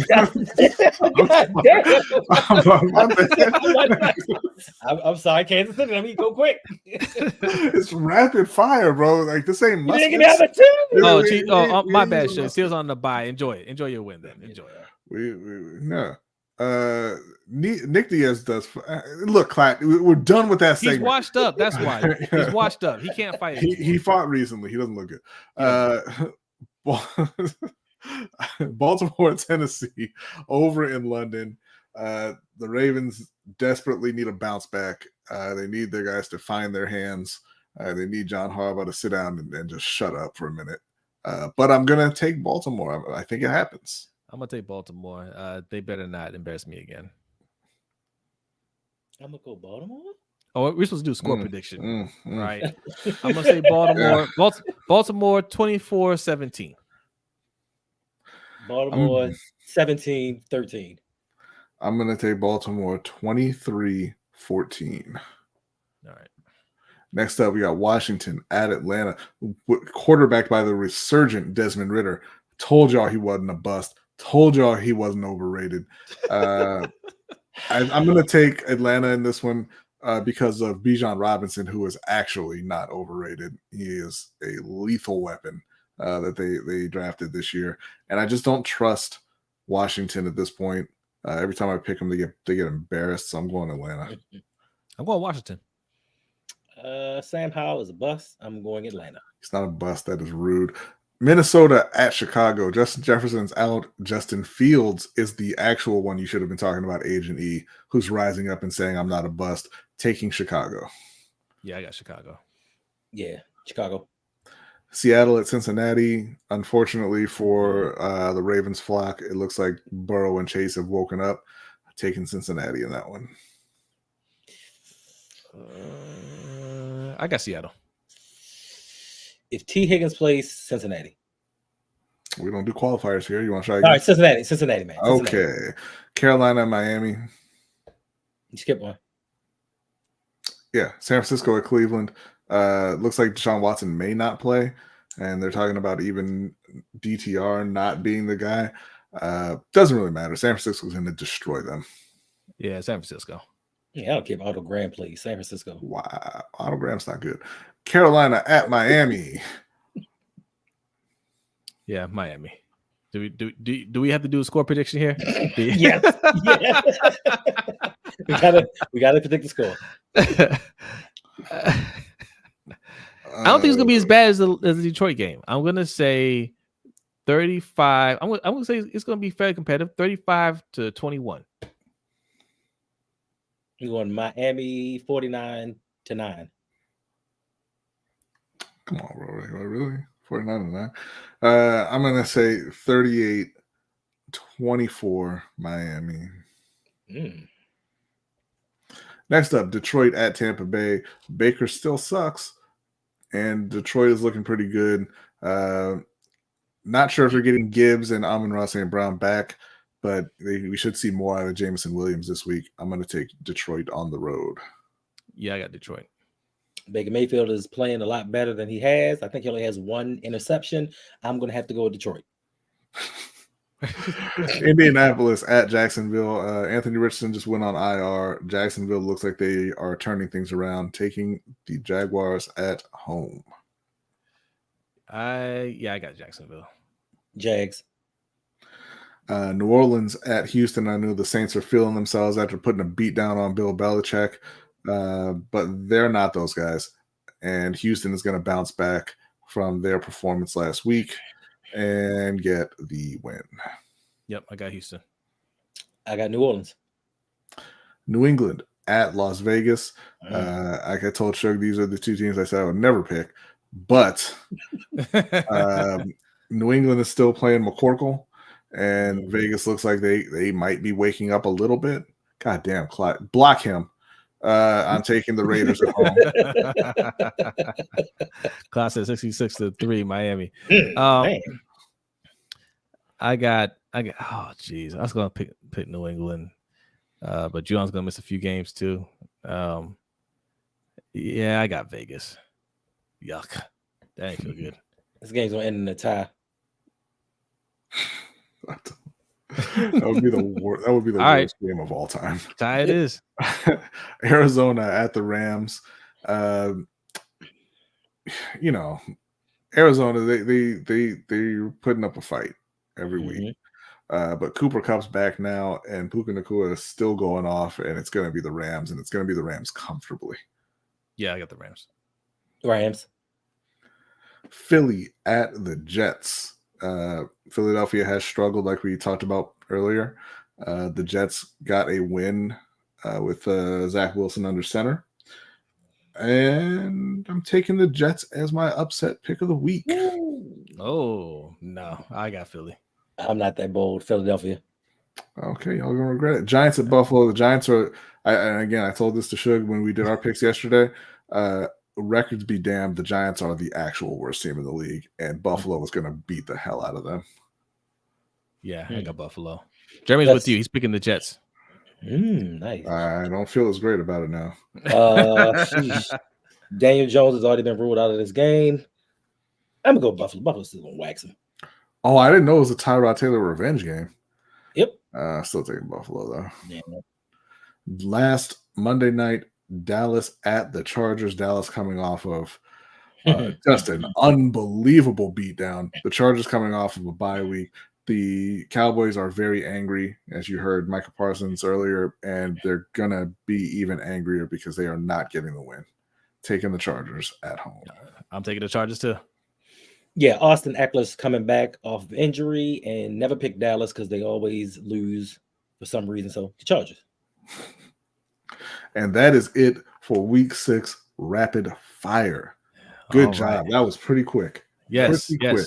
How we doing? All right, still got 50 people in here, man. Hit that like button. I appreciate y'all, man. I like people that hang around towards the end, because towards the end of the show, get a chance for some bonus points. I mean, if you hung out this long, you're gonna get points just for watching. Okay. Right.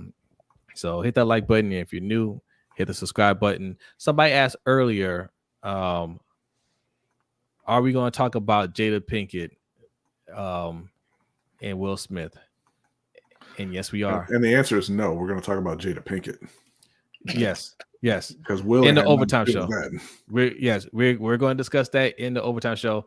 I am so sick of this woman. I can't tell y'all how sick I am of this person. All right.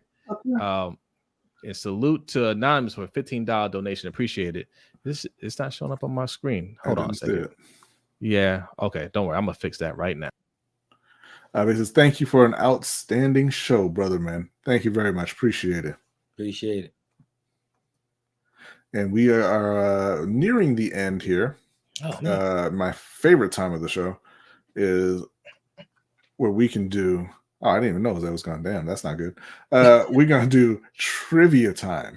All right. It's okay though. It's okay because Jose has already heard the trivia question, so he can't participate anyway. Can I answer? You can answer, yeah. Nah, sure. I'll let somebody else win. Never mind. Okay, yeah, cool. Thanks, appreciate it. This is actually inspired. I don't know if he's still in here, but inspired by somebody in the chat earlier in a conversation we had on YouTube in the comments, where I was told that the Ravens are Super Bowl contenders all the time. And I responded by saying, since they won their last Super Bowl back in 2012, they have gone to the playoffs 5 times. They have missed the playoffs 5 times, and they've only won a total of 2 playoff games, right? So the trivia question, how many teams in the NFL have won more playoff games than the Baltimore Ravens since 2013, including the 2013 season?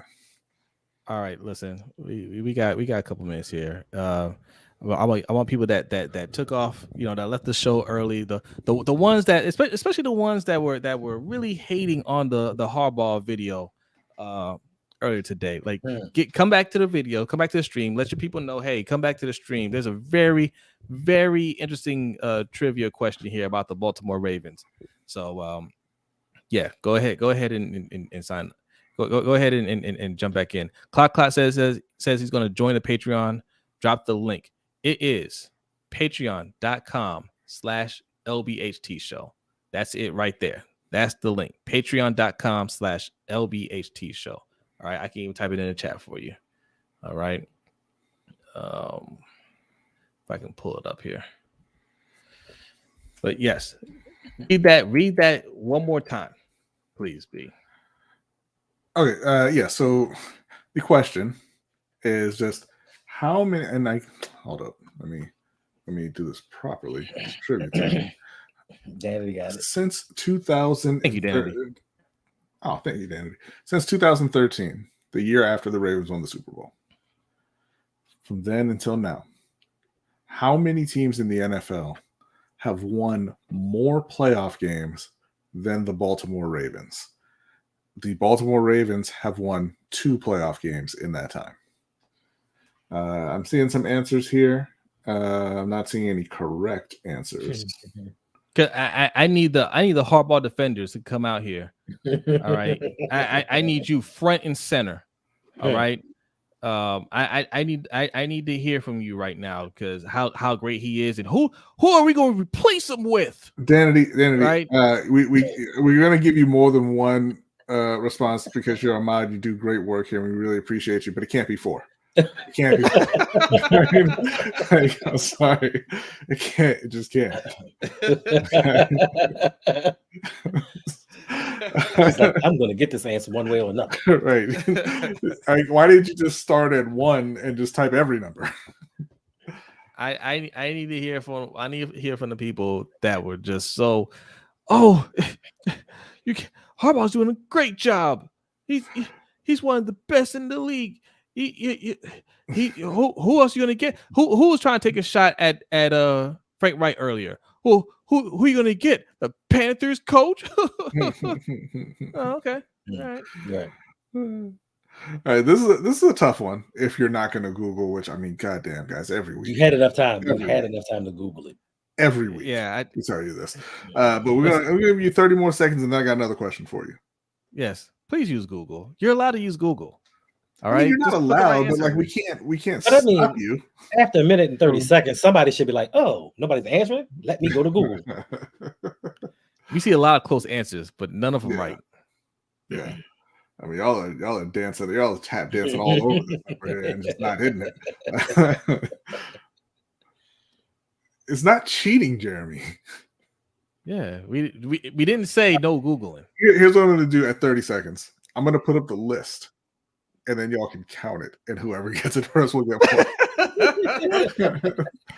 Here we go. I feel like somebody's still gonna be off. Here is the list of the that one name or two.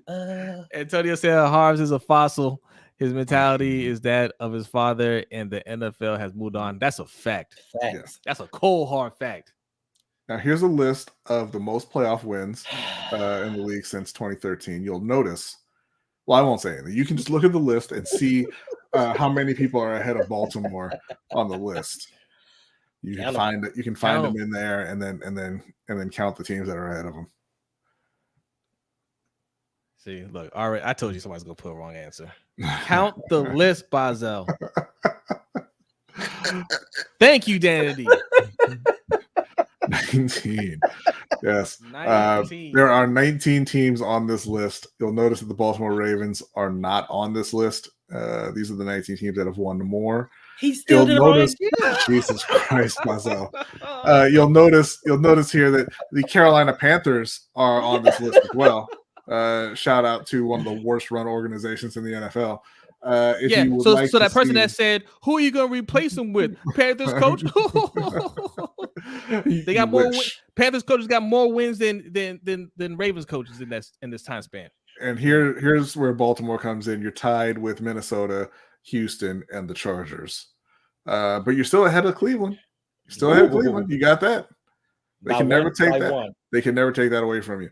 And one win. Here is something else that they can never take away from you. I didn't want to make this completely negative like that because, that seems kind of petty.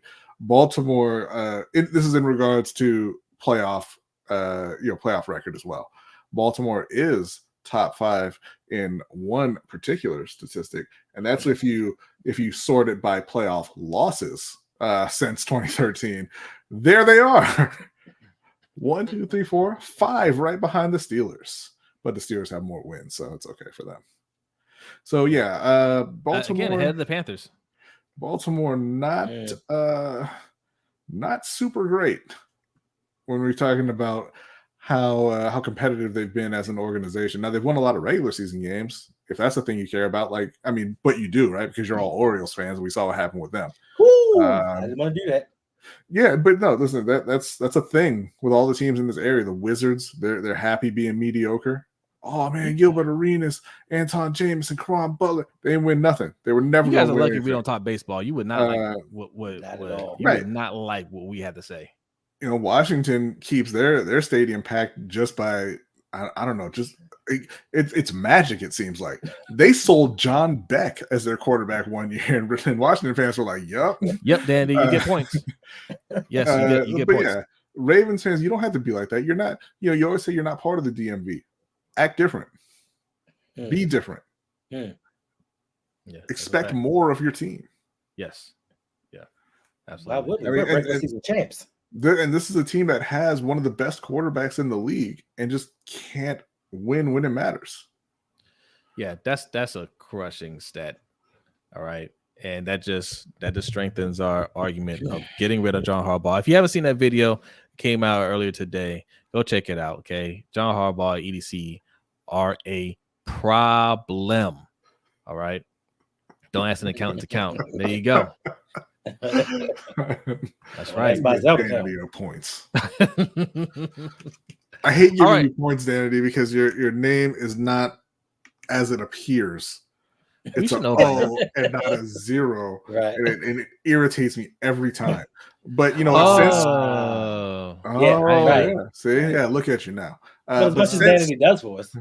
But since you're the only one who answered, I'm going to go ahead. I'm making an executive decision. I'm going to throw all the points for first, second, and third at you.